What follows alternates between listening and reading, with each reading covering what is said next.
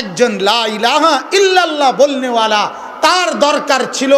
এই হিসাব করা যে গত একটি বছরে আমার আখিরাতের জন্য আমি কি পাঠাইলাম, আমার নামাজ গত এক বছরে পড়ছি কদ্দুর, ছেড়েছি কদ্দুর, জাকাত দিলাম কদ্দুর, দিলাম না কদ্দুর, দান সৎকা করলাম কদ্দুর, ফিরায়া দিলাম কদ্দুর, হালাল খাইলাম কতটুকু, হারাম খাইলাম কতটুকু, আল্লাহর হুকুম মানলাম কতটুকু, আল্লাহর নাফরমানি মানলাম করলাম কতটুকু। একজন ইমানদার, বিবেকবান, বুদ্ধিমান, বিচক্ষণ, তার জন্য উচিত ছিল